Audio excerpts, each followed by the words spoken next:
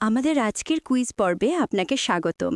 এই পর্বে সাহিত্য, ইতিহাস, ভূগোল এবং বিজ্ঞান থেকে প্রশ্ন থাকছে। আপনি প্রস্তুত?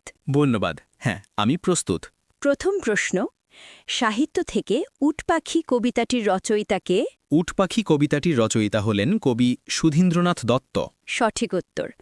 ঢাকা বিশ্ববিদ্যালয় কত সালে প্রতিষ্ঠিত হয়? ঢাকা বিশ্ববিদ্যালয় ১৯২১ সালে প্রতিষ্ঠিত হয়। ঢাকার বিখ্যাত তারা মসজিদ কে তৈরি করেন? ঢাকার বিখ্যাত তারা মসজিদ মির্জা আহমেদ জান তৈরি করেন। বাংলায় চিরস্থায়ী বন্দোবস্ত প্রথা প্রবর্তন করা হয় কোন সালে? ১৭৯৩ সালে বাংলায় চিরস্থায়ী বন্দোবস্ত প্রথা প্রবর্তন করা হয়। কোন মুঘল সম্রাট বাংলার নাম দেন জান্নাতাবাদ? মুঘল সম্রাট হুমায়ুন বাংলার নাম দেন জান্নাতাবাদ।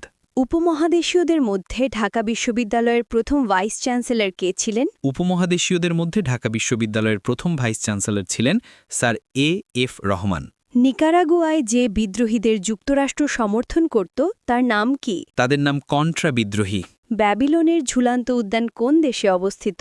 ব্যাবিলনের ঝুলন্ত উদ্যান আধুনিক ইরাকে অবস্থিত।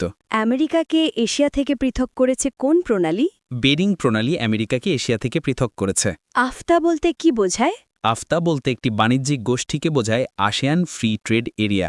এবার বিজ্ঞান থেকে প্রশ্ন, প্রাকৃতিক গ্যাসের প্রধান উপাদান কি? প্রাকৃতিক গ্যাসের প্রধান উপাদান হল মিথেন। আজকের শেষ প্রশ্ন, মৌলিক পদার্থের ক্ষুদ্রতম কণা যা রাসায়নিক প্রক্রিয়ায় অংশগ্রহণ করে তাকে কি বলা হয়?